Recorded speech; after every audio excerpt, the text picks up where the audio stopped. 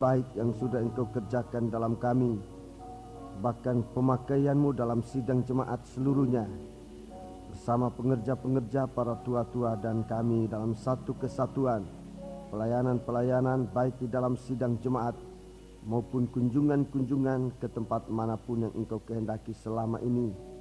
Kami selalu merasakan penyertaan dari Dikau, Tuhan. Untuk kesempatan ini kami lagi mengucap syukur terima kasih yang tak terhingga semampu yang Engkau berikan dalam kami mengucapkannya, Tuhan. Masih saja kami ingin mengucapkan syukur ini senantiasa dalam kehidupan kami, sampai kami saatnya akan tetap bersama Dikau dalam kerajaan-Mu yang kekal. Terima kasih. Dalam perhimpunan kami sudah mempersembahkan puji-pujian kami. Kami menyadari dalam kesempatan itu masih banyak kekurangan dan kelemahan-kelemahan dalam kami memuji Engkau. Tetapi tingkatkan, oh Tuhan, pujaan dalam sidang jemaat untuk Dikau, ya Tuhan, agar Engkau bertahta benar-benar dalam sidang jemaat ini. Dan sekarang waktu yang ada akan kami gunakan untuk mendengarkan firman-Mu. Ini pun kami menyadari dari kami tidak ada kekuatan yang cukup untuk bisa mendengarkan firman-Mu dengan sebaik-baiknya. Tetapi kami percaya bahwa Roh-Mu ada di tengah-tengah kami. Kasihilah kami, Tuhan. Biarlah Roh-Mu yang suci memberikan kami pertolongan untuk memusatkan hati dan pikiran kami mendengarkan firman-Mu. Menjadi pengertian dalam akal budi kami, tapi menjadi iman di dalam hati kami untuk kami lakukan, menjadi hikmat dan kebijaksanaan dalam setiap tindakan dan perbuatan kami. Tetapi kuasa-kuasa kegelapan yang mengganggu, menggoda kami, Tuhan, bersatu hati kami panggil nama Engkau buat usir dia. Di dalam nama Tuhan Yesus Kristus, segala roh jahat, setan, kami ikat, kami perintahkan kamu semua. Dalam nama Yesus pergi, darah Yesus yang berkuasa. Terima kasih Bapa, haleluya. Segala puji hormat dipersembahkan bagi Dikau. Dalam nama Tuhan Yesus Kristus, haleluya, amin.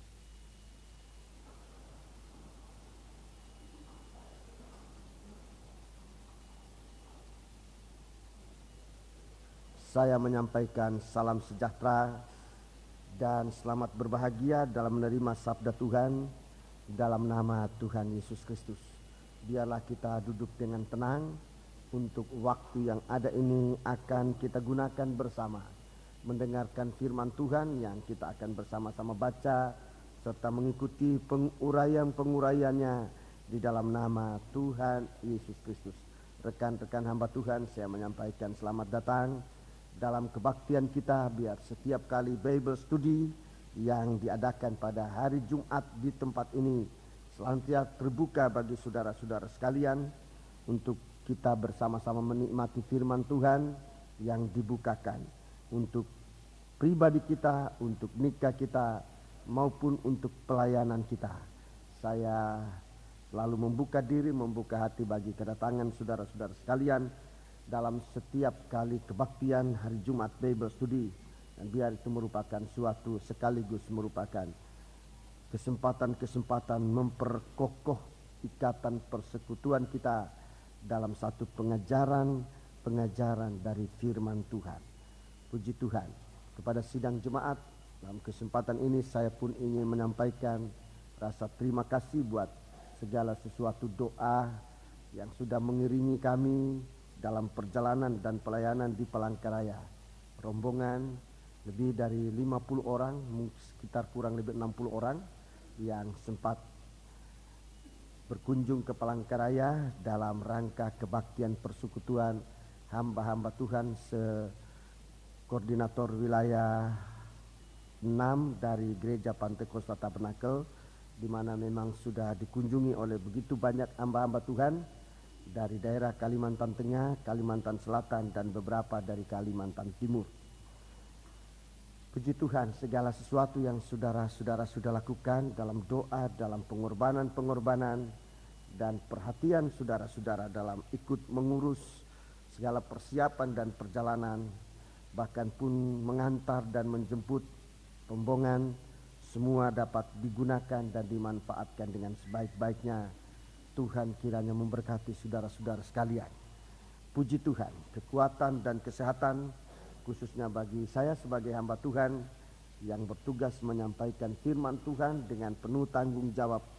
Merasakan doa saudara sangat penting artinya, sehingga segala tugas yang cukup berat bagi saya di saat-saat ini sungguh-sungguh dapat saya merasakan kekuatan pertolongan dari Tuhan untuk dapat melakukan segala sesuatu yang Tuhan pesankan.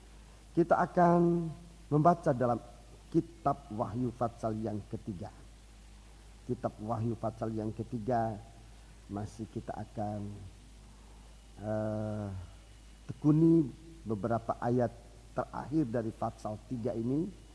Saudara-saudaraku, di mana pasal 3 ini masih berada dalam tanda percikan darah. Salah satu dari 7 percikan darah di muka tabut perjanjian, darah penyucian terakhir.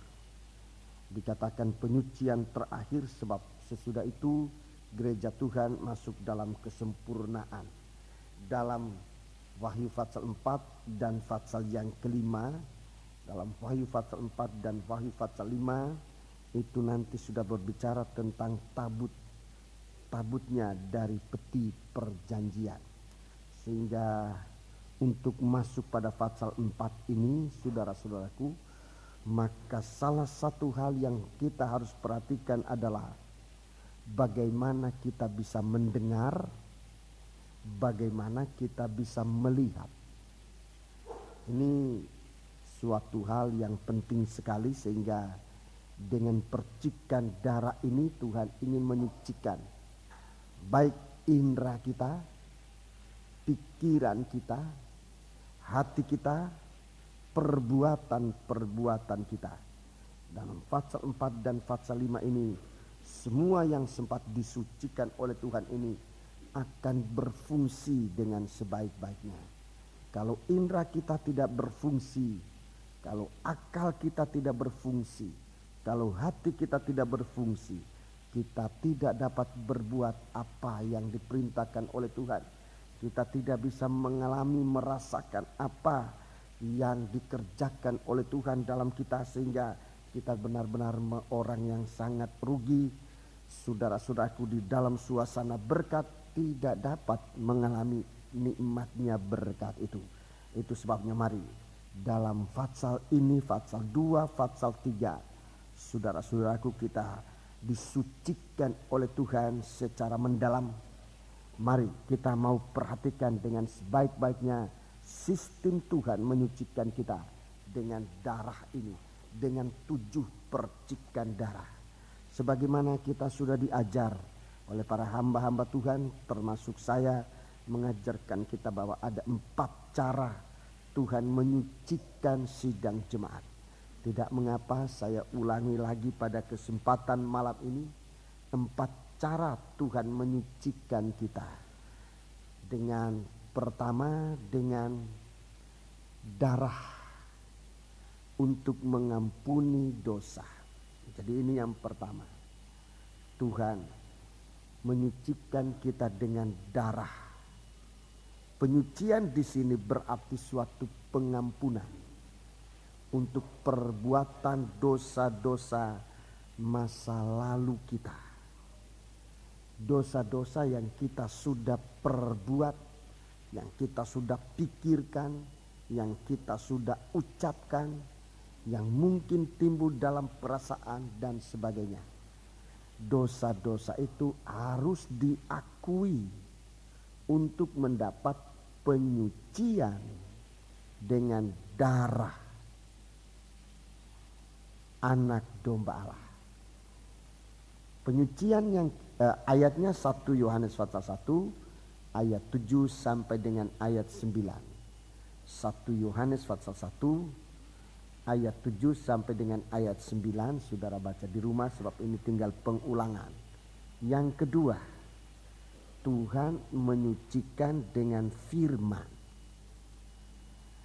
Ini untuk menyucikan perjalanan hidup kita. Lewat teguran firman, lewat nasihat firman, lewat ungkapan-ungkapan firman Tuhan. Jadi ini yang kedua, saudaraku, Tuhan menggunakan firman Tuhan untuk perjalanan hidup kita masa sekarang ini. Perjalanan hidup kita masa sekarang ini itu perlu dengan firman Allah yang diungkapkan, yang dibukakan.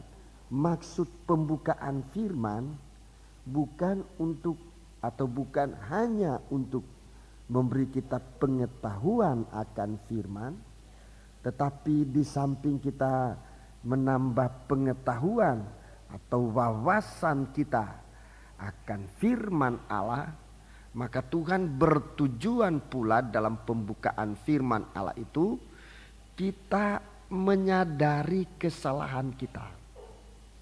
Kalau firman Allah dibukakan, saudara-saudaraku, dosa kita dinyatakan. Itu pembukaan firman. Kita melihat diri kita manusia berdosa.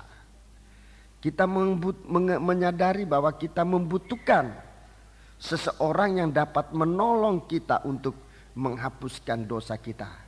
Dari firman itu pula kita mengetahui bahwa Tuhanlah yang menolong kita dengan mengorbankan dirinya.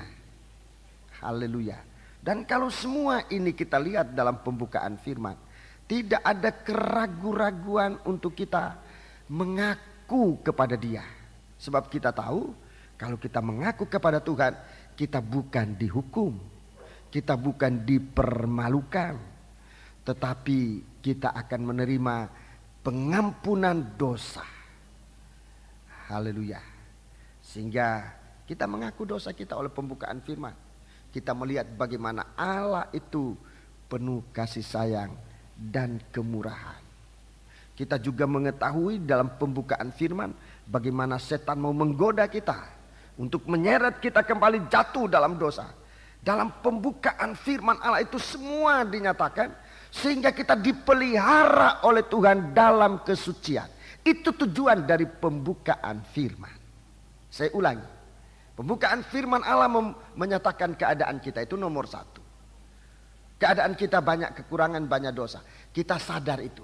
Kedua, kita memandang, kita bisa melihat seseorang yang bisa menolong kita melepaskan dari dosa. Itulah Tuhan dalam pembukaan firman. Itu dinyatakan jelas bagaimana Tuhan berkorban untuk melepaskan kita dari dosa. Nomor dua. Nomor tiga, saudaraku, kita juga melihat dalam pembukaan firman bagaimana setan menggunakan macam-macam daging, dunia, dan segala sesuatu yang ada di sekitarnya untuk menjatuhkan, menyeret kembali manusia ini ke dalam dosa atau mempertahankan manusia dalam dosa.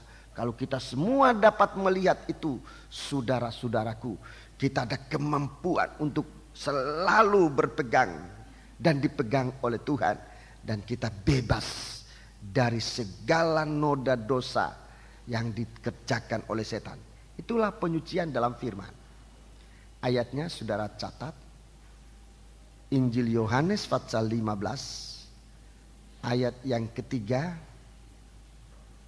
dilanjutkan dengan 2 Timotius 4 ayat 1 sampai dengan ayat yang ketiga. Ayat 1 sampai dengan ayat yang ketiga. Jadi mengetahui ini iblis tahu, cara ini iblis tahu, sehingga dia akan coba menggoda anak-anak Tuhan, terutama dalam hal pengajaran firman. Iblis akan menghalangi pengajaran firman, dan kita jangan gentar terhadap itu. Sebab iblis tahu kalau anak-anak Tuhan tidak ada firman, gampang digoda, gampang dikalahkan, gampang dijatuhkan. Itu sebabnya firman itu penting. Jadi ini cara yang kedua Tuhan menyucikan kita dengan firman-Nya. Cara ini ditambah oleh Tuhan. Firman sudah disampaikan, tapi manusia masih tidak mau percaya atau tidak mau dengar. Manusia atau anak-anak Tuhan itu masih keras hati, Itu sebabnya Tuhan menggunakan yang ketiga. Cara yang ketiga yaitu dengan cambuk. Dengan hajaran Tuhan. Dengan cambuk. Itu juga masih menyucikan perjalanan hidup kita masa sekarang. Dengan cambuk itu Tuhan bermaksud menyucikan perjalanan hidup kita masa sekarang. Sebab banyak kali kita tidak mengetahui apa yang harus kita lakukan. Kemana kita harus pergi. Dan sehingga salah. Dan untuk mengembalikan kita kepada kesucian Tuhan. Tuhan gunakan teguran tidak dipakai, nasihat tidak dipakai, Tuhan pakai yang keras. Itulah cambuknya. Ini kita baca. Surat Ibrani pasal yang ke-12. Surat Ibrani pasal yang ke-12 ayat yang ke-4, mulai ayat yang ke-4. Dalam pergumulan kamu melawan dosa. Kamu belum sampai mencucurkan darah. Jadi dosa ini harus dilawan supaya kita suci. Dalam pergumulan kamu melawan dosa, kamu belum sampai mencucurkan darah. 5. Dan sudah lupakah kamu akan nasihat yang berbicara kepada kamu seperti kepada anak-anak? Hai anakku, janganlah anggap enteng didikan Tuhan. Ya, jangan pandang enteng firman. Jangan pandang enteng firman. Ini kesalahan besar sebelum kalah. Sebelum anak-anak Tuhan itu jatuh, sebelum anak-anak Tuhan itu berbuat dosa, sebelum anak-anak Tuhan itu kalah, lebih dahulu pandang enteng firman. Pandang enteng firman. Ada firman, dia dengar dengan sikap acuh tak acuh. Bahkan bukannya mustahil ada yang sampai mengalihkan perhatiannya kepada perkara yang lain. Ada yang bercakap-cakap satu dengan yang lain. Sementara Tuhan sedang berbicara. Pandang enteng firman. Permulaan dari kejatuhan. Pandang, jangan kamu anggap enteng firman Tuhan, didikan Tuhan. Ini berbahaya sekali. Ulangi ayat 5 itu. Dan sudah lupakah kamu akan nasihat yang berbicara kepada kamu seperti kepada anak-anak? Hei anakku, janganlah anggap enteng didikan Tuhan. Jangan anggap enteng didikan dan pengajaran firman. Saya heran sekali kalau di dalam sidang jemaat menolak pengajaran seakan Tuhan tidak memberikan ajaran. Padahal dalam Alkitab setiap kali Tuhan masuk dalam rumah sembahyang, ia mengajar, ia mendidik. Jangan lupa, anggap enteng terhadap didikan Tuhan. 6. Dan janganlah putus asa apabila engkau diperingatkannya. Jangan putus asa, jangan marah kalau diperingatkan. Jangan bosan, jangan putus asa. Termasuk juga jangan bosan. Setiap kali dengar firman Tuhan lagi diperingati. Jangan putus asa, jangan bosan kalau kita diperingatkannya. 6. Karena Tuhan menghajar orang yang dikasihinya. Iya. Dan ia menyesah orang yang diakuinya sebagai anak. Iya, dalam kitab Wahyu pasal 3 di situ disebut orang yang dikasih Tuhan ditegur dan dihajar oleh Tuhan. Sebab itu relakanlah hatimu dan bertobatlah. Puji Tuhan. 7. Jika kamu harus menanggung ganjaran, Allah memperlakukan kamu seperti anak. Ya. Jadi kalau kita itu masih ditegur, itu sangat baik, itu kasih Allah. Apalagi dinasihati, itu masih merupakan kasih Allah.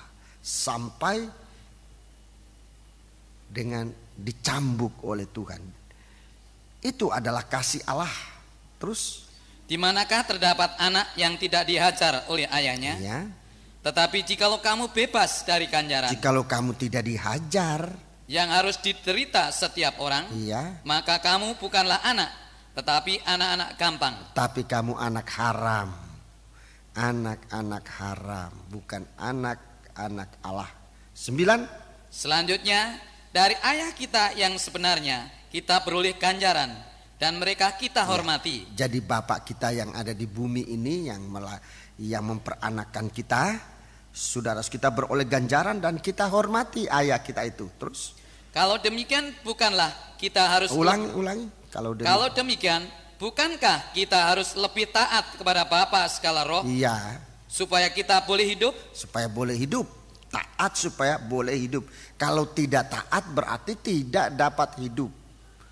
Segala sesuatu ditandai dengan kefanaan, tidak dapat hidup. Terus Sebab mereka mendidik kita dalam waktu yang pendek iya, sesuai dengan apa yang mereka anggap baik. iya, Tetapi dia menghajar kita untuk kebaikan kita, supaya kita beroleh bagian dalam kekudusannya. ayat 11. Memang tiap-tiap ganjaran pada waktu ia diberikan tidak mendatangkan sukacita, Iya. tetapi dukacita. Iya, Tetapi kemudian ia menghasilkan buah kebenaran yang memberikan damai kepada mereka yang dilatih olehnya. iya.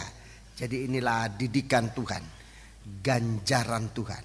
Itu masih diulangi oleh Tuhan dalam Wahyu pasal 3. Kita baca Wahyu pasal 3 itu, saudara-saudaraku, sebab ini digunakan oleh Tuhan untuk kita masuk dalam tubuh Kristus, tabut perjanjian. Wahyu pasal yang ketiga ayat 19. Barang siapa kukasihi, Iya, barang siapa kukasihi, ia kutegur ia kutegur dengan firman-Nya, dan kuhajar. kuhajar dengan cambuk. Jadi itu penyucian Tuhan sekarang ini. Masa sekarang, masa lalu kita dengan darahnya menyucikan kita. Masa sekarang Tuhan gunakan firman yang menegur kita, saudara-saudaraku, dan cambuk yang menghajar kita. Jadi sudah 3 alat yang Tuhan pakai. Saya ulangi, nomor 1, darah untuk menghapuskan dosa masa lalu kita, firman dan cambuk untuk masa sekarang kita. Baca terus, sebab itu Relakanlah hatimu dan bertobatlah. relakanlah hatimu dan bertobatlah. Ini bertobat di sini bukan sekedar berhenti berbuat dosa kembali kepada Tuhan, tapi bertobat di sini lebih dalam. 7 kali percikan darah itu selalu disertai dengan bertobatlah. Bertobatlah kamu. Siapa yang bertelinga, hendaklah ia mendengarkan apa yang dikatakan kepadamu, dikatakan roh kepada jemaat-jemaat. Jadi yang keempat, saudara-saudaraku, yang keempat Tuhan menggunakan ini 7 kali percikan darah yang memberikan pengharapan untuk kita bisa menyambut kedatangan Dia. Pengharapan akan kedatangannya. Pengharapan akan kedatangannya. 7 kali percikan darah bagi gereja Tuhan itu nanti menimbulkan pengharapan. Dan pengharapan ini yang mempertahankan kita untuk hidup dalam kesucian. Pengharapan akan kedatangannya. Itu sarana Tuhan gunakan untuk kita bisa bertahan dalam posisi disucikan oleh Tuhan. Sangat disucikan oleh Tuhan. Puji Tuhan. Sebab itu biar kita gunakan kesempatan. Jadi Tuhan mau menyucikan kita sepanjang umur hidup kita. dari masa lalu kita dengan darah pengampunan itu, darah pendamaian namanya. Ini darah pendamaian. Masa sekarang kita dengan firman dan dengan cambuknya.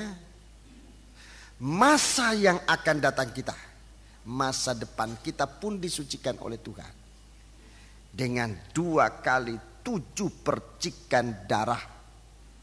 Itu dalam ruangan maha suci, saudara-saudaraku, yang menimbulkan pengharapan. Kalau tidak ada kesucian, saudara-saudaraku, kita tidak ada pengharapan untuk bisa menyambut Dia. 1 Yohanes pasal yang ketiga, ini ayatnya di situ. Ini dibaca. Surat 1 Yohanes pasal yang ketiga. Surat 1 Yohanes pasal 3 ayat 2 dan ayat yang ketiga. Saudara-saudaraku yang kekasih, sekarang kita adalah anak-anak Allah. Iya, sekarang kita anak-anak Allah. Tetapi belum nyata apa keadaan kita kelak. Akan tetapi kita tahu bahwa apabila Kristus menyatakan dirinya. Iya, apabila nanti Kristus menyatakan diri itu masa depan kita. Kita akan menjadi sama seperti Dia. Ya.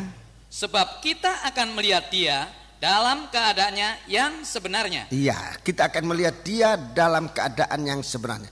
Ada 2 kali 7 percikan darah. 1 kali 7 percikan darah itu merupakan derita yang dialami oleh Yesus Kristus. Sama seperti Dia, masih ada 7 percikan darah itu yang dialami oleh gereja Tuhan. Sama, kita nanti akan melihat Dia dalam keadaan yang sebenarnya. Kita menjadi sama dengan Dia. Dia dipercik dengan 7 kali. Dipercik dengan 7 kali percikan darah. Kita juga mengalami 7 kali percikan darah. 3. Setiap orang yang menaruh pengharapannya itu kepadanya. Menaruh pengharapan. Terus menyucikan diri sama seperti Dia yang adalah suci. Menyucikan diri sama seperti Dia adalah suci. Jadi inilah penyucian-penyucian yang dikerjakan oleh Tuhan. Jadi bukan cuma perbuatan kita sekarang ini dan segala sesuatu, tapi seluruh masa hidup kita.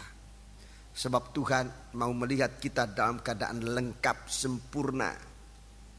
Masa lalu kita yang ditandai dengan kotor itu disucikan, dihapuskan oleh Tuhan. Dihapuskan oleh Tuhan. Masa lalu kita yang tidak baik itu dihapuskan oleh Tuhan. Untuk menimbulkan sesuatu yang baru yang harus dipertahankan sampai kita berjumpa dengan Dia dalam keadaan suci seperti Dia adalah suci adanya.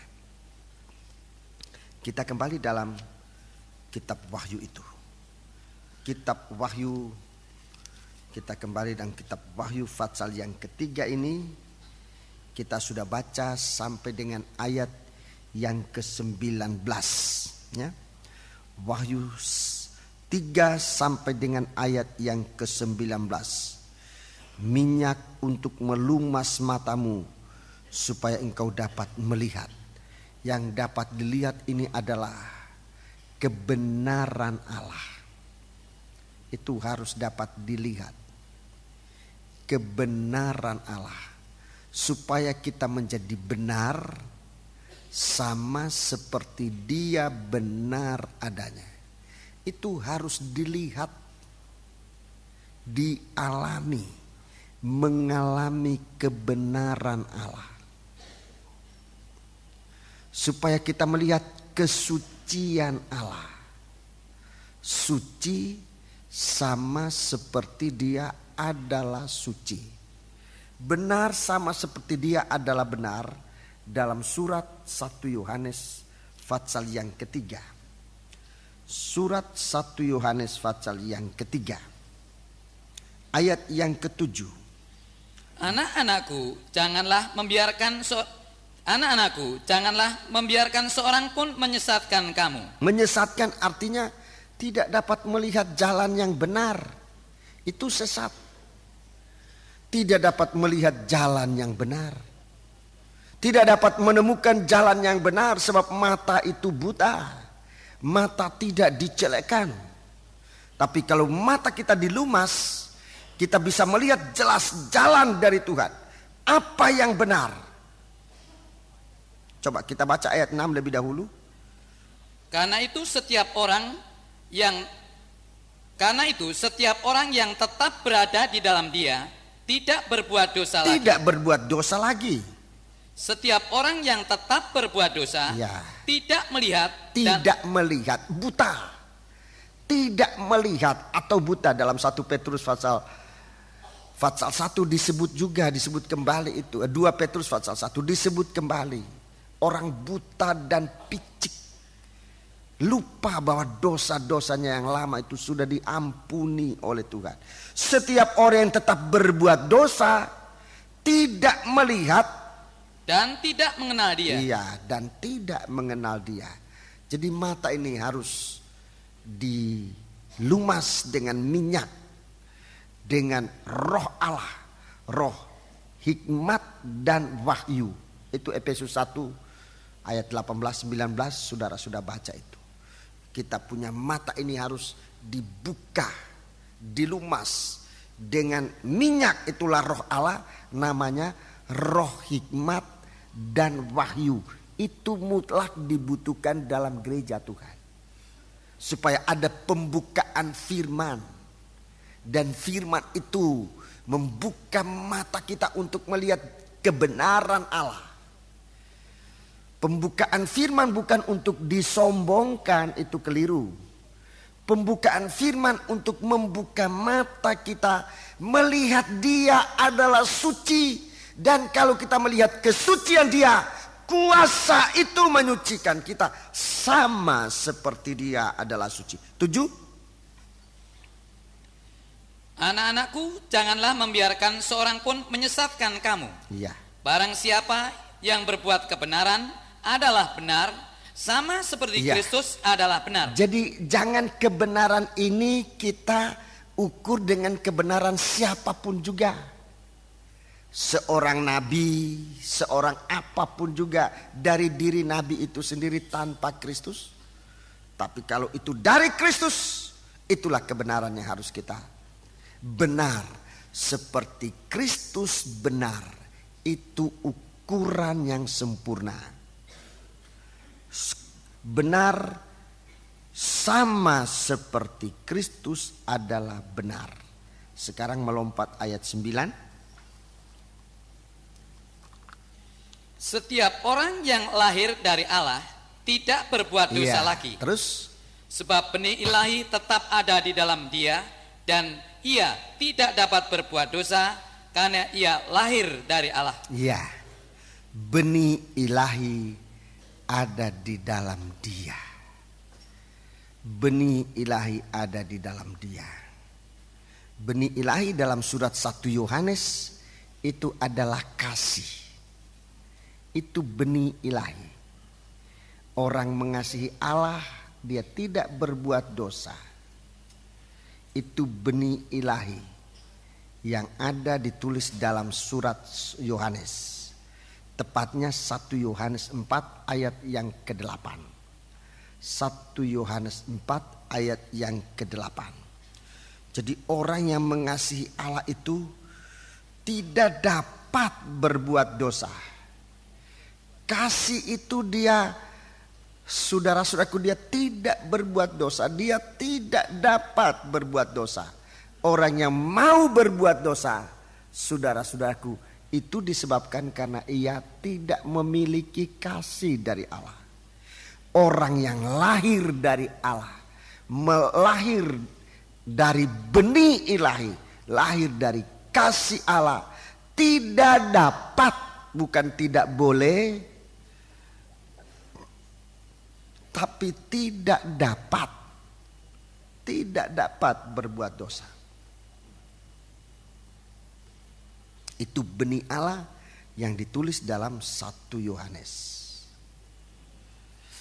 Benih Allah yang ditulis oleh Rasul Petrus itu firman. Itu benih Allah yang ditulis dalam surat Petrus. Kita baca, ini benih Allah, saudaraku. Surat 1 Petrus pasal 1. 1 Petrus pasal 1 ayat yang ke-23.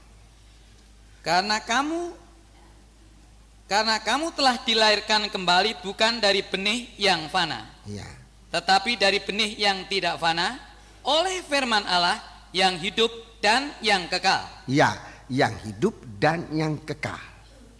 Ini benih ilahi yang ditulis oleh Rasul Petrus dalam surat Petrus, dikatakan kamu dilahirkan dari benih Allah, itulah firman Allah. Allah itu firman adanya. Itu di dalam Allah itu firman adanya. Injil Yohanes pasal 1 ayat 1. Allah itu kasih. 1 Yohanes pasal 4 ayat yang ke-8. Allah itu kasih. Ya. Setiap orang yang lahir dari benih ilahi mengenal Allah, tidak berbuat dosa. Ya. 1 Petrus pasal 1 ayat yang ke-13 atau ayat yang ke-14 dan 15. Hiduplah sebagai anak-anak yang taat dan jangan turuti hawa nafsu yang menguasai kamu pada waktu kebodohanmu. Iya. Tetapi hendaklah kamu menjadi kudus. Menjadi kudus. Jadi kalau kita ini menerima firman Allah, saudara-saudaraku, taat, tidak menurut hawa nafsu, menguasai diri pada waktu hawa nafsu yang menguasai kamu pada waktu kebodohanmu, ayat 15. Tetapi hendaklah kamu menjadi kudus. Iya. Di dalam seluruh hidupmu. Seluruh hidupmu. Terus? Sama seperti Dia yang kudus, yang telah memanggil kamu. Iya. Sebab ada tertulis, kuduslah kamu sebab aku kudus. Sebab aku kudus. Jadi kita terima kekudusan oleh firman yang sempat merubah kehidupan kita. Firman yang merubah kehidupan kita, saudara-saudaraku. Membuat kita kekal. Kelahiran dari firman Allah membuat kita suci. Puji Tuhan. Jadi ini kita tidak berbuat dosa. Kita hidup dalam kesucian. Sebab benih ilahi di dalam kita. Kemudian Allah itu roh. 2 Korintus pasal 3 ayat 17. Tolong baca.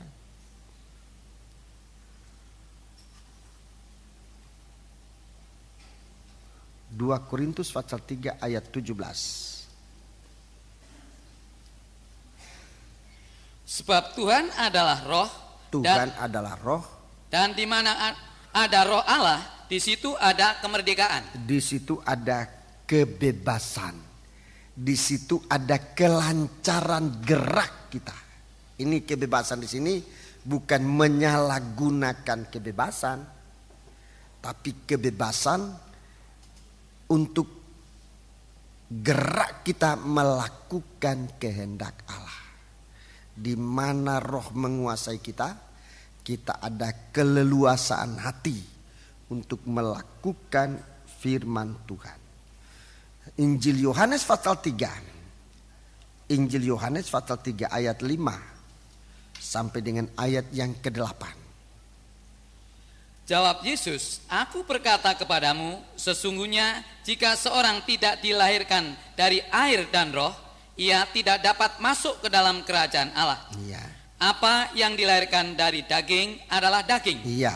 Dan apa yang dilahirkan dari roh adalah roh. 7. Janganlah engkau heran, karena aku berkata kepadamu, kamu harus dilahirkan kembali. Kamu harus dilahirkan kembali. Dari benih ilahi, itulah roh Kudus.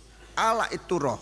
8. Angin bertiup kemana ia mau. Iya, ini bebas. Kemana ia mau berarti tidak ada seorang pun yang bisa mengendalikan angin ini. Kalau banjir masih saja manusia katakan, oh ada pengendalian banjir. Sekalipun masih belum berhasil. Banjir dikendalikan ya sulit juga. Apalagi angin. Tidak bisa dikendalikan oleh manusia. Mengendalikan banjir masih dicoba-coba. Pengendalian banjir. Tetapi sampai sekarang belum berhasil mengendalikan banjir. Segala bendungan hancur kalau banjir itu sudah mengamuk. Apalagi kalau angin. Saudara-saudaraku, siapa yang bisa mengendalikan angin? Angin punya kebebasan. Roh Allah itu roh. Angin bertiup kemana ia mau. Dan engkau mendengar bunyinya, Iya. tetapi engkau tidak tahu dari mana ia datang atau kemana ia pergi. Terus? Demikianlah halnya dengan tiap-tiap orang yang lahir dari roh. Iya, orang yang lahir dari roh punya kebebasan ilahi yang sulit diterka. Yang sulit diterka. Lain dengan hidup manusia. Manusia sudah mempunyai rencana ini dan itu. Itulah manusia, punya perencanaan. Tetapi saudara-saudaraku, roh Allah siapa yang bisa merencanakan satu waktu Elia berdoa dan langit tertutup. 3 tahun lebih langit tertutup, tidak menurunkan hujan dan orang pada kekeringan. Kemudian satu waktu hamba dari raja bertemu dengan Elia. Dia katakan, kamu turun aja kasih tahu sama rajamu bahwa nanti turun hujan. Kamu bertemu dengan Elia. Hamba ini ketakutan. Oh jangan. Engkau tahu bahwa Tuan Raja mencari.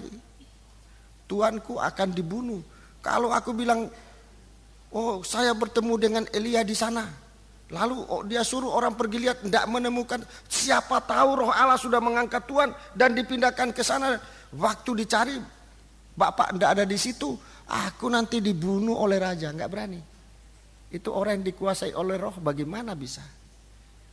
Ini hari di sini, besok dia diangkat oleh roh Allah kemana dan sulit. Itu sistem roh Allah bekerja. Jangan kita coba-coba uraikan dengan cara daging. Apa yang daging, iya daging. Apa yang roh Allah, itu roh. Seperti roh, begitulah orang-orang yang lahir dari roh. Di akhir zaman Tuhan mau kita semacam itu. Dalam surat 1 Yohanes, coba kita baca. Dalam surat Yakobus. Dalam surat Yakobus.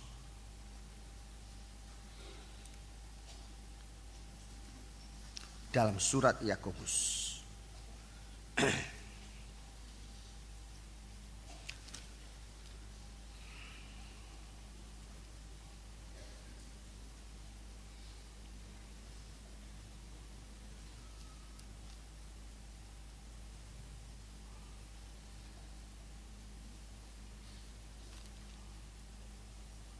Ayat pasal 4. Yakobus pasal 4. Ayat 13. Jadi sekarang kamu yang berkata, hari ini atau besok kami berangkat ke kota Anu dan di sana kami akan tinggal setahun dan berdagang serta mendapat untung. Ya. Sedang kamu tidak tahu apa yang akan terjadi besok. Apakah arti hidupmu? Apakah arti hidupmu? Hidupmu itu sama seperti uap yang sebentar saja kelihatan lalu lenyap. Sebenarnya kamu harus berkata, Ya. jika Tuhan menghendakinya. Ya, jika Tuhan menghendakinya. Apalagi kita di zaman Roh Kudus ini, kita tidak mengendalikan, tidak bisa mengendalikan masa, waktu, bahkan lain kali diri kita sendiri tidak terkendali. Saudara-saudaraku, hidupmu itu sama seperti uap yang sebentar saja kelihatan lalu lenyap. Terus? Sebenarnya kamu harus berkata, jika Tuhan menghendakinya. Jika Tuhan menghendakinya. Kami akan hidup.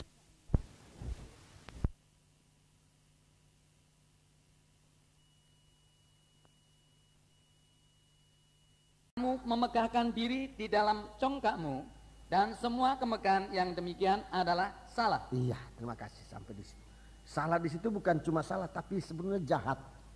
Semua kecongkakan, semua kemegahan itu jahat. Bukan cuma salah, jahat. Di hadapan Tuhan bukan cuma salah, tapi jahat. Jadi sebab itu jangan kita melampaui kehendak Allah yang selalu Tuhan nyatakan di dalam rohnya yang suci dalam hidup kita semasa kita masih berada di dunia ini. Baiklah kita menjadi orang yang taat. 1 Petrus 4 ayat 14 itu hidupmu sebagai anak-anak yang taat. Puji Tuhan. Kita kembali dalam Wahyu Fatsal 3 itu. Kitab Wahyu Fatsal yang ketiga. Kita kembali dalam Wahyu Fatsal yang ketiga. Puji Tuhan, sekarang ayat yang ke-20. Ayat yang ke-20. Jadi kita lihat keadaan kita dengan mata yang terbuka. Dengan indera kita yang semua sudah dipulihkan oleh Tuhan. Barang siapa kukasihi, ia kutegur dan kuhajar. Sebab itu relakan hatimu dan bertobatlah. 20. Lihat, aku berdiri di muka pintu dan mengetok. Iya, aku berdiri di muka pintu dan mengetok. Jikalau ada orang yang mendengar suaraku. Iya, artinya telinga ini sudah sempat direnovasi oleh Tuhan. Barang siapa mendengar suaraku dan membukakan pintu. Iya. Aku akan masuk mendapatkannya. Dan aku makan bersama-sama dengan dia. Dan ia bersama-sama dengan aku. Aku akan makan perjamuan malam, ya. Aku akan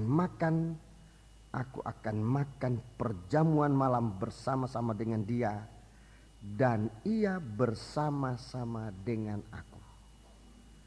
Perjamuan malam. Ini saudara-saudaraku yang kita nantikan. Dalam perumpamaan tentang seorang yang mencari pekerja di ladang, saudara-saudaraku, sore hari dia masih sempat mengupah orang pada jam 5 itu. Sebetulnya tidak ada lagi pekerjaan, tapi dia masih menemukan orang untuk masuk makan perjamuan malam. Ini perkataan aku akan masuk mendapatkannya dan aku akan makan. Dalam bahasa Indonesia tidak begitu jelas. Makan dalam bahasa Indonesia ini sebetulnya ada 3 macam makan, tapi dalam bahasa Indonesia sama saja. Makan yang namanya sarapan pagi, makan siang, makan malam sama saja. Tapi di sini yang dimaksudkan adalah makan malam bersama-sama dengan dia dan ia bersama-sama dengan aku. Saudara yang membawa bahasa Inggris, makan malam? Ya, makan malam ya. Jadi ini mempunyai arti bahwa saudara-saudaraku, saudara lihat sejak pagi pintu diketuk, tidak juga dibuka. Kemudian siang hari pintu diketuk, tidak juga dibuka. Sekarang yang terakhir, makan malam. Jadi saudara lihat penantian ini. Penantian Tuhan untuk mengetuk pintu boleh dikatakan sehari-harian. Sehari-harian Tuhan menanti kita ini. Tuhan menanti, dia mengetuk pintu. Pintu ini bicara tentang hati kita. Pintu itu hati kita. Saudara-saudara. Dan ini suatu kasih yang luar biasa besarnya.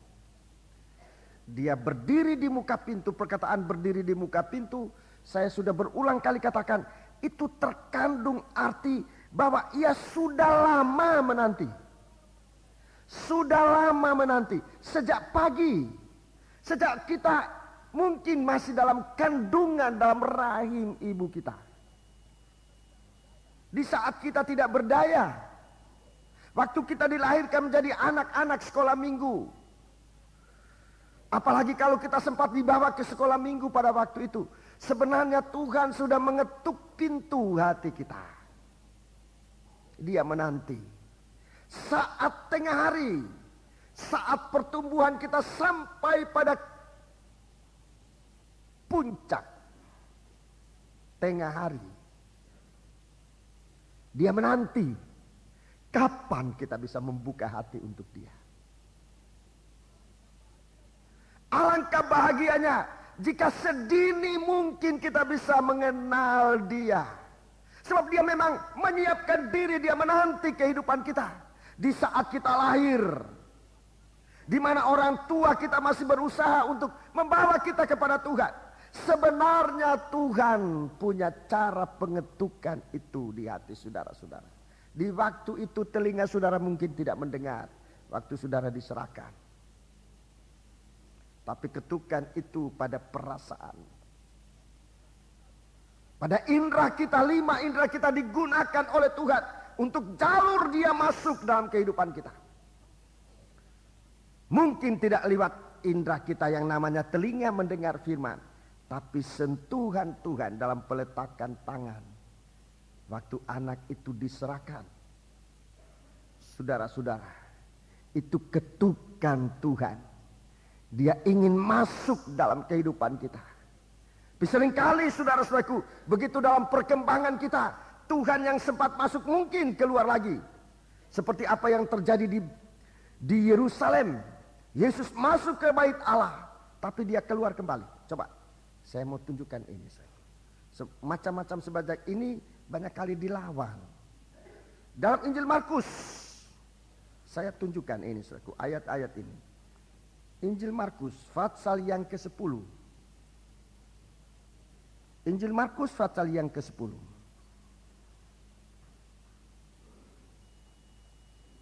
Injil Markus pasal yang ke-10. Ayat yang ke-15. Ayat yang ke-11. Lalu katanya kepada mereka. Pasal 11. Markus pasal 11 ayat 11. Sesampainya di Yerusalem, ia masuk ke bait Allah. Di sana ia meninjau semuanya. Tetapi sebab hari sudah hampir malam, ia keluar ke Betania bersama dengan ke-12 muridnya. Iya. Ayat yang ke-15. Lalu tibalah Yesus dan murid-muridnya di Yerusalem. Sesudah Yesus masuk ke bait Allah. Iya. Terus? Mulailah ia mengusir orang-orang yang berjual beli di halaman bait Allah, meja-meja penukar uang dan bangku. Ya, sampai di situ ayat 15. Yang saya mau tekankan situ, Yesus masuk ke bait Allah. Ayat 15. Itu tiba di Yerusalem, masuk ke bait Allah. Ini perkataan, masuk ke bait Allah. Bait Allah itu bicara dari kehidupan kita. Yesus masuk ke bait Allah. Ya. Yesus masuk ke bait Allah. Itu yang disebutkan di situ. Yesus masuk ke bait Allah. Sekarang ayat 19. Menjelang malam mereka keluar lagi dari kota. Ya, menjelang malam Yesus keluar lagi dari kota itu. Jadi Yesus masuk, tetapi juga Yesus bisa keluar. Kita lihat lagi dalam Injil Matius pasal 21. Nanti saya jelaskan. Injil Matius pasal 21. Ayat 12.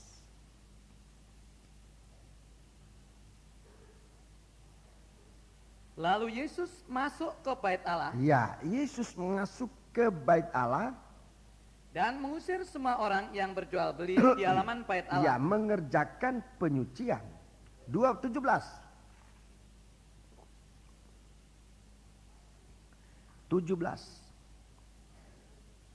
Ayat 17. Lalu ia meninggalkan mereka. Iya.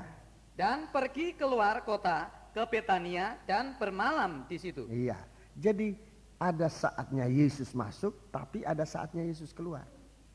Ini yang harus kita jaga. Harus kita jaga. Kalau Yesus mengetuk pintu bukan untuk keluar, itu untuk masuk. Kalau Yesus mengetuk pintu itu artinya untuk masuk.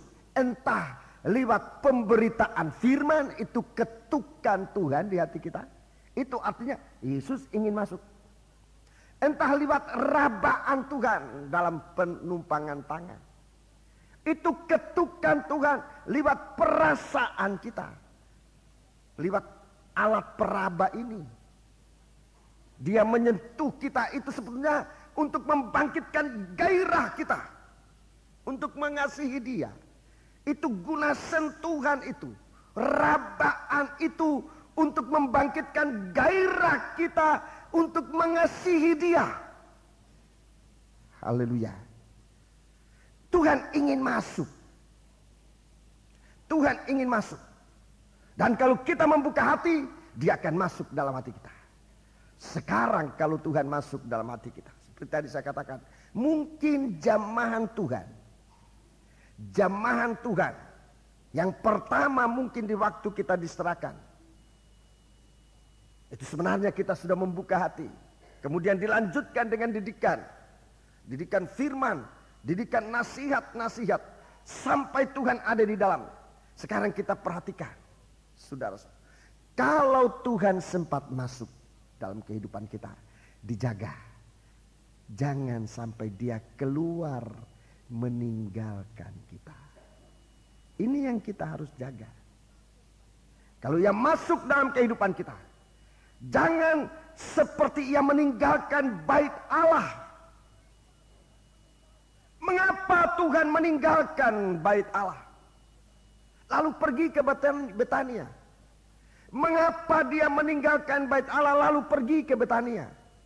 Jawabannya gampang, kita lihat saja dalam ayat-ayat itu. Nomor 1, sebab di dalam bait Allah ada ketidakberesan. Ada hal-hal yang tidak beres. Tuhan ingin masuk dalam kehidupan kita untuk membereskan yang tidak beres. Bukan Tuhan ingin mau campur urusan orang, tidak. Tapi kalau dia lihat demi kasihnya di dalam kehidupan kita ada sesuatu yang tidak beres, dia mengetuk pintu. Entah lewat pemberitaan firman, entah lewat apa yang kita lihat dialami oleh saudara-saudara kita, bagaimana Yesus berada di dalam dia. Itu sebenarnya untuk menggairahkan kita membuka pintu bagi dia. Sebab dia lihat pertama-tama di dalam kehidupan kita, mungkin di dalam nikah kita, mungkin di dalam ibadah kita, mungkin di dalam pelayanan kita, mungkin dalam cara kita mencari nafkah, ada hal-hal yang tidak beres. Dalam Injil Matius pasal 21, Markus pasal 11, Lukas 19, Yohanes 2, ada hal-hal yang tidak beres di dalam rumah Allah. Tuhan terdorong untuk menolong kita. Itu sebabnya mengapa dia mengetuk pintu. Ada kerinduan untuk menolong kita. Sebab di dalam kehidupan kita ada perkara-perkara yang tidak beres, yang bisa menenggelamkan kehidupan kita dalam lautan api. Nikah kita ditenggelamkan dalam lautan api. Pelayanan ibadah kita nanti hanya akan menemukan keadaan ditolak oleh Tuhan. Sebab tidak beres. Kita lihat dalam ayat yang ke-12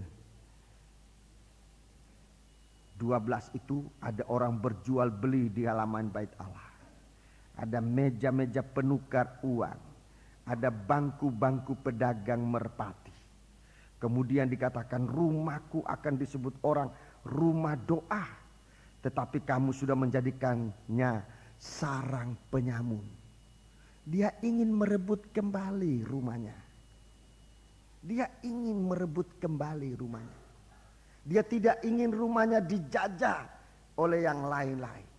Oleh setan yang ada di dalam kehidupan kita. Oleh keinginan akan uang. Oleh ambisi kedudukan. Oleh berbagai-bagai hal yang ketidakjujuran.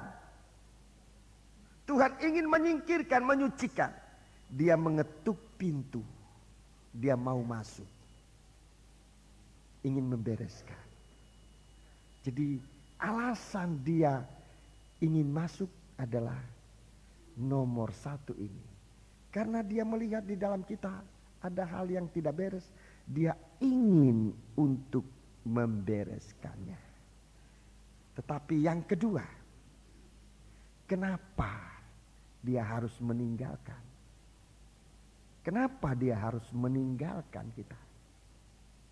Kita lihat saudaraku, kalau Tuhan sempat masuk dalam kehidupan kita, dia mengerjakan nomor satu ketidakberesan diselesaikan oleh Tuhan. Itu ayat 12, 13. Rumah Allah dikembalikan pada keadaan yang sebenarnya. Bukan rumah penyamun, tapi menjadi benar rumah Allah yang didiami oleh Tuhan. Kemudian dia mengerjakan ayat 14. Orang-orang buta disembuhkan, orang timpang bisa berjalan betul. Orang buta dicelekan, orang timpang bisa berjalan betul. Orang buta ini tidak dapat melihat, yang disebut-sebut tadi sesat. Di dalam kehidupan cara jasmani mungkin tidak ada hubungan terlalu jelas, tapi secara rohani, kalau kita buta rohani, kalau kehidupan kita buta rohani, pasti perjalanan hidup kita, perjalanan rohani kita juga pincang atau timpang, berat sebelah. Itu disembuhkan oleh Tuhan. Jadi terjadi suatu perbaikan, suatu renovasi yang secara total di dalam bait Allah ini. Tapi mengapa Yesus harus keluar? Sebab ternyata ayat 15, imam-imam kepala dan ahli Taurat melihat mujizat yang dibuat itu dan anak-anak yang berseru dalam bait Allah, Hosana bagi anak Daud. Hati mereka sangat jengkel. Hati mereka sangat jengkel. Itu membuat Yesus meninggalkan kita. Sebab Tuhan lihat kita sebagai tuan rumah, apa sikap kita. Jangan saudara pikir sekali saudara mengomel tentang firman Allah, mengomel tentang firman Allah, bosan terhadap firman Allah. Jangan saudara pikir itu tidak ada akibat. Itu bisa berakibat fatal. Sebab itu kalau saudara dalam bergaul dengan Tuhan, baik dalam doa, kalau saudara tidak kuat, jangan ngomel. Kenapa harus ngomel sementara ada jalan lain yang lebih baik? Kalau kita tidak mengerti firman, kenapa harus bertindak lain? Padahal masih ada jalan lain. Yaitu Tuhan katakan, kalau kamu tidak ngerti firman, berdoa. Sebab Tuhan akan memberikan pengertian, itu merupakan hikmat yang dia akan berikan dengan tidak membangkit-bangkit. Kalau kita menemukan sesuatu kesulitan, jangan hati ini cepat jengkel. Itu bisa berakibat fatal. Tuhan keluar, bukan Tuhan masuk. Tuhan keluar. Sebab Tuhan lihat hati jengkel. Lain kali jengkel kepada orangnya, tapi kejengkelan kita jatuh ke firman. Kami pembawa-pembawa firman juga harus hati-hati. Rekan-rekan hamba Tuhan, memang kita lebih baik berjaga. Sebab banyak kali sistem kita membawa firman membuat orang jengkel, membuat orang ngantuk, membuat orang gak ngerti. Itu kita harus menyadari itu. Saya juga harus menyadari itu. Sebab itu kita berdoa supaya Tuhan berikan kita hikmat bagaimana bisa menyajikan firman apa adanya, sesuai dengan yang kita terima dari Tuhan. Jangan nanti malah membuat orang mendengar firman ngomel, firman ini kepanjangan. Kalau Tuhan kasih panjang, saya kasih panjang. Saya tidak mau bikin panjang-panjang sendiri. Saya takut. Tapi kalau Tuhan tekankan saya harus menyelesaikan, lewat Roh Kudus ditekankan di hati untuk menyelesaikan segala sesuatu pekerjaan Tuhan dalam apa yang saya sampaikan. Saya tidak pusing berapa lama pun saya sampaikan. Hati-hati, jangan mengomel. Kalau itu dari Tuhan, itu yang dijaga. Kalau itu dari Tuhan. Nah, kita hamba-hamba Tuhan, kita pikir kalau panjang itu lebih bagus. Belum tentu kalau panjang itu lebih bagus. Kalau panjang yang kita bikin panjang itu nggak bagus. Kalau panjang itu memang dari Tuhan, itu bagus. Panjang tapi kita melingkar-lingkar. Itu membuat sidang jemaat berdosa ngomel. Oh, kepanjangan, enggak tahu judulnya, enggak tahu kemana. Apa bahasa Jawanya, juntrungan ke apa itu? Juruntrungnya kemana enggak tahu. Jangan.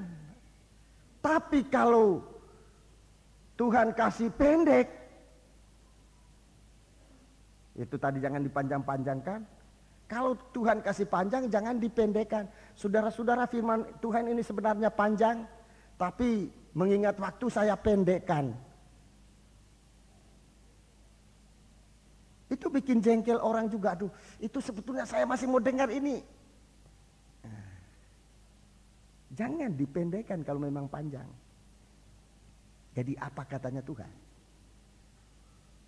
Kalau saya jujur aja terus terang, kalau suruh pilih, kalau daging ini pilih, khotbah yang mana yang kamu suka? Saya bilang berkhotbah yang pendek, itu yang saya suka. Sebab tidak usah saya capek, tidak usah suara saya habis. Saudara-saudaraku, mari kita baca Yohanes 3 ayat 16. Karena demikianlah Allah mengasihi isi dunia, supaya barang siapa yang percaya jangan berdosa, tapi beroleh hidup yang kekal. Puji Tuhan, haleluya, mari kita sembahyang, amin. Betapa enaknya pekerjaannya seorang pendeta. Menurut daging. Jadi begitu, saudaraku. Kita harus terbuka mata. Bagaimana roh Allah bekerja di dalam kita. Dia mengetuk pintu. Begitu lama dia menunggu. Dari sejak dini kita masih kanak-kanak. Sejak tengah hari kita sudah dewasa. Sekarang kita sudah uzur. Kalau dulu orang Indonesia perhitungan rata-rata, umur rata-rata orang Indonesia 50 tahun, 60 tahun. Sekarang sudah lebih dari itu. Alkitab katakan 70, 80. Jadi kalau saya ini 60 tahun, ini bukan tengah hari lagi, ini sudah sang surya condong ke barat. Tuhan masih tetap menanti. Coba umurmu berapa? Ingat bagaimana waktu kanak-kanak. Berapa lama waktu tahun saudara sudah buang. Apalagi kalau saudara berjanji, nanti kalau saya sudah besar mau jadi apa? Aku mau jadi pendeta. Mungkin waktu itu saudara main-main. Mau jadi pendeta. Atau bahkan sudah pernah janji, Tuhan aku mau serahkan hidupku kepada Tuhan. Mau jadi hamba Tuhan. Tuhan menunggu, mengetuk. Lama dia menanti. Lama dia menanti. Satu waktu saya ingat, waktu saya khotbah ini teringat, saya sekilas teringat. Saya waktu masih muda, kaum muda sudah kaum muda Kristen. Sudah kaum muda dalam pengajaran ini, tak penakel. Saudara-saudaraku, sebelum saya menjadi hamba Tuhan, di saat itu saya sementara lupa bahwa saya pernah janji sama Tuhan, kalau satu waktu sesudah saya tamat SMA, saya masuk sekolah Alkitab, saya waktu itu sudah di perguruan tinggi, saya lupa panggilan itu, janji dengan tentu lupa, saya lupa. Tapi saya tetap menjadi anggota gereja. Menjelang panggilan Tuhan untuk saya masuk sekolah Alkitab, kami kaum muda bikin semacam pertunjukan. Ada 2 orang dan kemudian saya adalah kaum muda yang mau jadi hamba Tuhan. Sementara yang satu kaum muda yang hilang. Yang satu yang hilang ini betul-betul hilang. Kami 2 sama-sama masuk sekolah Alkitab, tapi yang satu ini betul-betul hilang. Saya ada. Saya masih tetap sampai hari ini. Jadi waktu itu saya memang dalam pertunjukan itu khotbah ya bikinan. Sebagai orang mengadakan pertunjukan. Tetapi itu ketukan Tuhan. Sampai sekarang saya oleh kemurahan Tuhan masih tetap menyampaikan firman. Jadi kalau bikin pertunjukan guru-guru sekolah minggu, jangan pilih 5 anak darah yang bodoh. Jadi bodoh sungguhan, nanti tidak usah lah itu. Enggak usah. Pilih yang bagus-bagus saja, lebih bagus pemberitaan firman Allah, ya, puji Tuhan. Jadi bukan berarti tidak boleh, tapi pilihlah bagaimana yang bagus-bagusnya. Sebab saya sendiri mengalami, saya sekarang ini teringat apa yang kami lakukan pada waktu itu. Sesudah itu saya seperti pintu terbuka dan Tuhan masuk untuk mengingatkan kembali saya. Janji saya itu sudah, waktu itu saya sudah berapa tahun di perguruan tinggi. Saya baru ingat panggilan saya masih SMP itu. Waktu tengah hari. Saya umur 24 tahun waktu dipanggil oleh Tuhan. Oleh kemurahan Tuhan sampai sekarang. Coba panggilanmu, coba ingat-ingat.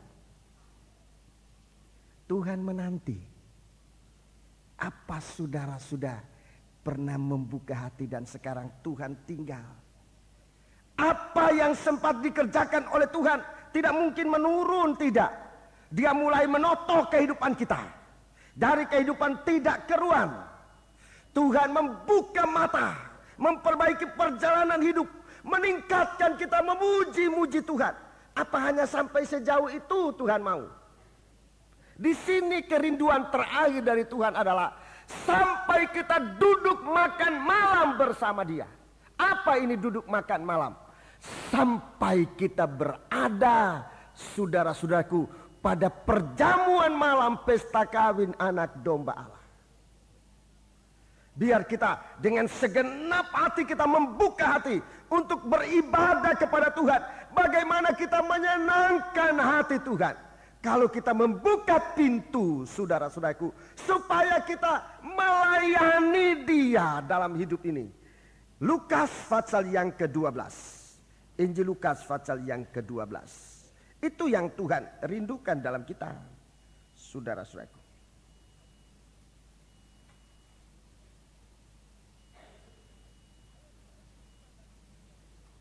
Ayat 35 dan 36. Hendaklah pinggangmu tetap berikat, Ya, dan pelitamu tetap menyala. tetap menyala. Dan hendaklah kamu sama seperti orang-orang yang menanti-nantikan tuannya yang pulang dari perkawinan, Iya. supaya jika ia datang dan mengetok pintu, segera dibuka pintu baginya. Segera membuka pintu. Ini sudah saat malam. Cerita ini, saudara-saudaraku, cerita malam. Ayat 39, ayat 38. Ayat 38. Dan apabila ia datang pada tengah malam, atau pada dini hari, dan mendapati mereka berlaku demikian, maka berbahagialah mereka. Di saat malam, ketukan Tuhan di saat malam, di saat sudah larut malam. Jadi sudah lihat bagaimana penantian Tuhan sejak pagi, siang, sore, sampai tengah malam, sampai larut malam. Oh, saudara-saudaraku. Sudah begitu lama Tuhan menunggu kita. Kehidupan kita yang tersisa ini, entah sudah umur berapa kita ini. Bagaimana kehidupan ibadah kita? Apa ada peningkatan? Dari ikut-ikutan menjadi pengikut betul. Dari pengikut betul menjadi pengikut yang aktif. Yang bisa dipakai oleh Tuhan. Atau sejak dulu sampai sekarang sama saja. Atau malah merosot. Aku berdiri di muka pintu. Mengetuk. Sampai kita. Sampai pada pelayanan. Melayani Dia. Duduk makan Dia bersama aku. Di sini dalam ayat ini kita lihat suatu hal yang luar biasa, saudara-saudaraku. Di saat malam hari ini, ayat 37. Berbahagialah hamba-hamba yang didapati tuannya berjaga-jaga ketika ia datang. Terus Aku berkata kepadamu, sesungguhnya ia akan mengikat pinggangnya dan mempersilakan mereka duduk makan, dan ia akan datang melayani mereka. dia melayani mereka. Dia melayani mereka. Saudara-saudaraku, dia di sini adalah Tuhan kita Yesus Kristus. Penantian kita, saudara-saudaraku, tidak terlalu lama. Kita senang di dunia sekarang itu, hanya tinggal sementara saja. Kita susah hidup di dunia ini sekarang, pun hanya tinggal sebentar. Di apapun keadaan sebenarnya, kita senang atau kita susah, kita berada dalam penantian untuk sewaktu-waktu bisa membuka pintu hati kita bagi Tuhan. Inilah kebahagiaan. Siapa jika ada seorang membuka pintu bagiku, aku akan masuk duduk. Aku akan masuk mendapatkannya, dan aku akan makan malam bersama-sama dengan dia, dan ia bersama-sama dengan aku.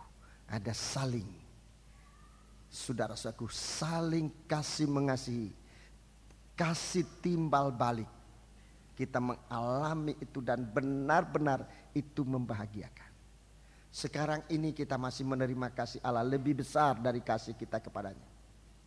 Memang kita merasakan kasih itu. Tapi kalau kasih nanti ini sudah menjadi kasih timbal balik, kita mengasihi dia seperti dia sudah mengasihi kita. Dia menyucikan kita supaya menjadi suci sama seperti dia. Dia membenarkan kita supaya menjadi benar sama seperti dia. Dia menyempurnakan kita supaya kita sempurna sama seperti dia. Jika kita berada pada kondisi semacam itu, itulah kebahagiaan yang sesungguhnya. Kita melayani dia seperti dia sudah melayani kita. Sekarang kita melayani dia masih jauh di bawah form.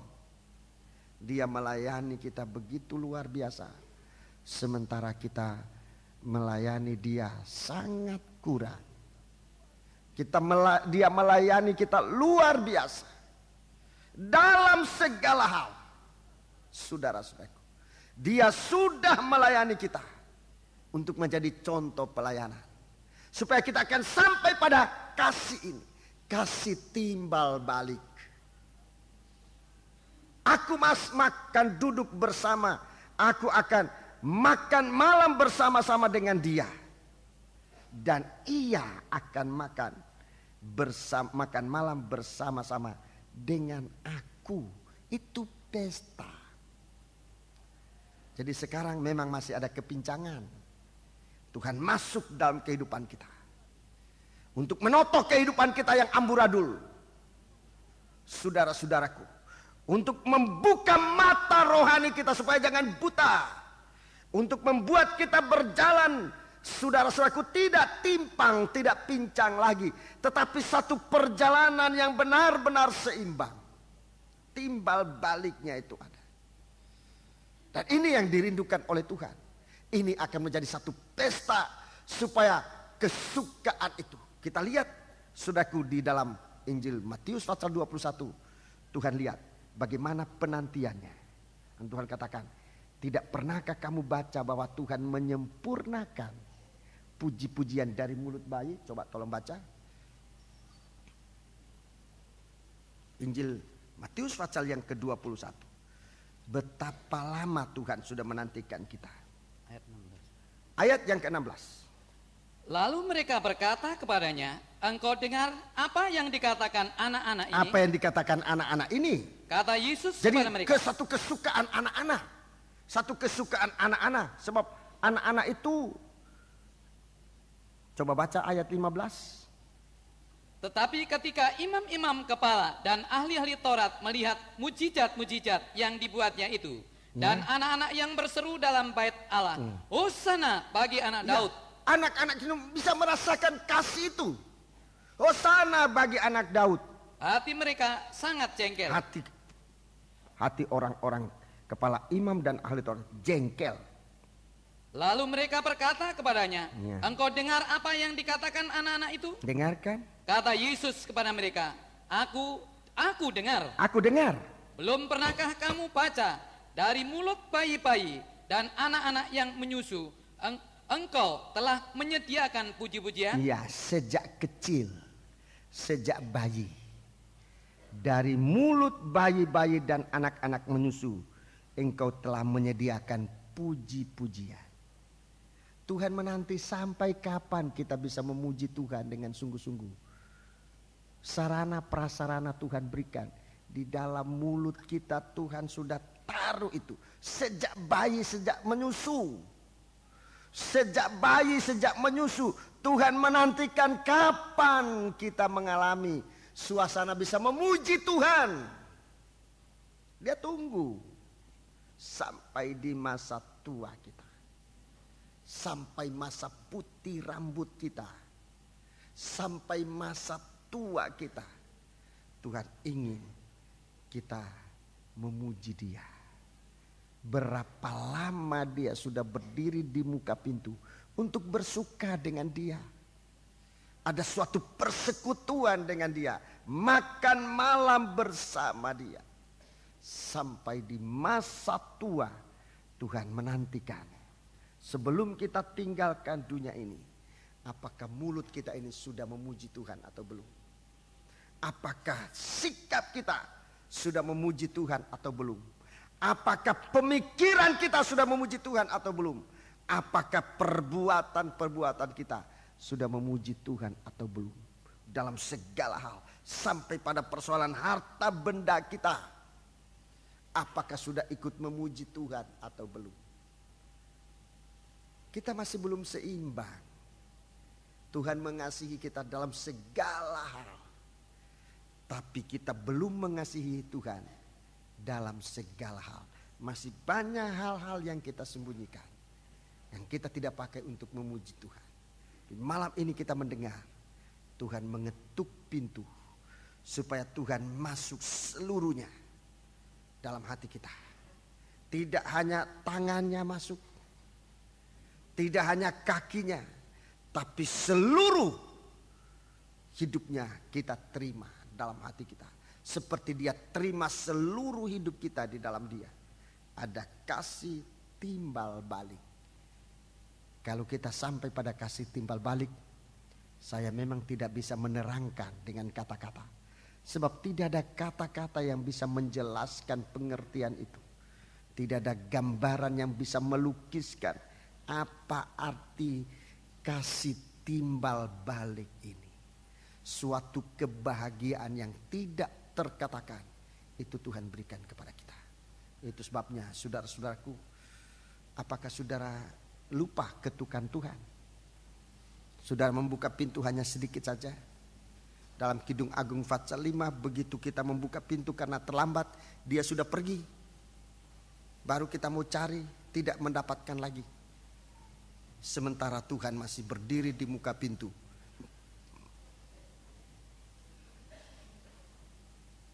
Biar kita datang kepada Tuhan. Lihat, Ia mengetuk pintu hati. Dia datang sebagai anak domba yang menjadi korban karena kita. Pelayan perjamuan suci silakan maju ke depan.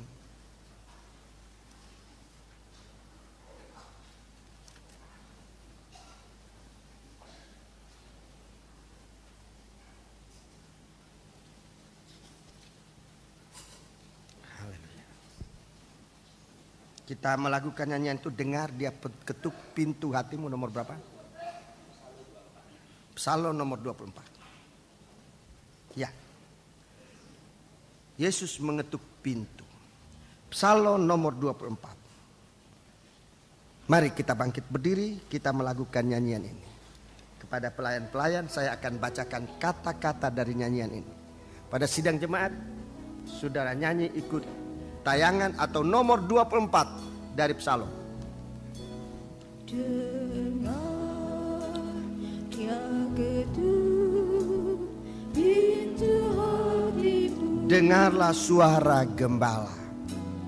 dengarlah suara gembala. Dengan kasih dia menunggu.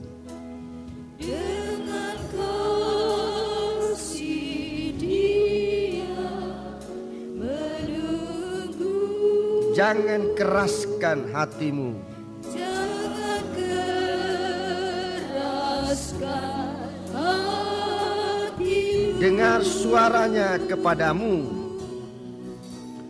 Dengar suaranya Kepada jika kau buka hatimu, jika kau buka, aku akan masuk dan makan perjamuan malam sertamu. aku Akan masuk dan makan perjamuan malam sertamu. Kur, janganlah keraskan hatimu. janganlah keraskan hatimu. Serahkanlah diri padanya. Serahkanlah diri padanya. Oh, betapa bahagia bersama dia dipermuliakan untuk selamanya.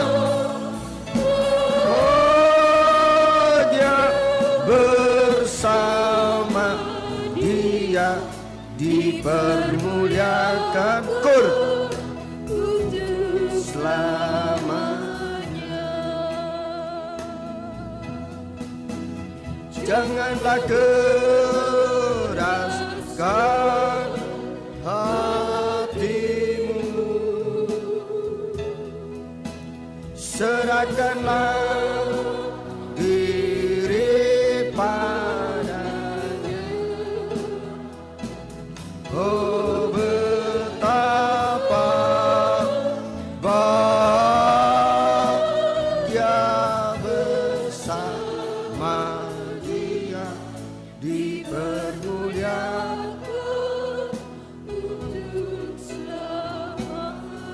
Barang siapa yang dikasihinya dia tegur lewat firman-Nya. Barang siapa yang dikasihinya dia tegur lewat firman-Nya. Jikalau ini diabaikan maka datanglah hajaran.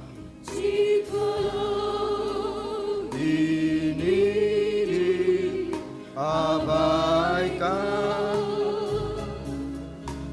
maka datanglah hajaran. Itu sebabnya usahakan berbalik kepada Tuhan. Sebabnya usahakan berbalik kepada. Rajinkanlah dirimu untuk meningkatkan rohanimu.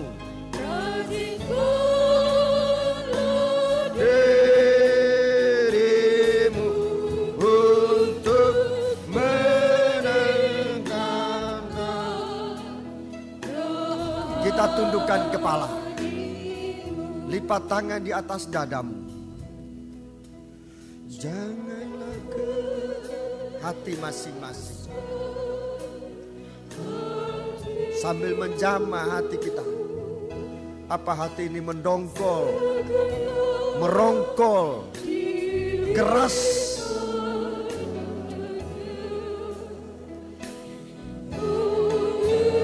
Apa bahagia bersama dipermuliakan untuk selamanya. Pelan-pelan, janganlah keraskan. Kur.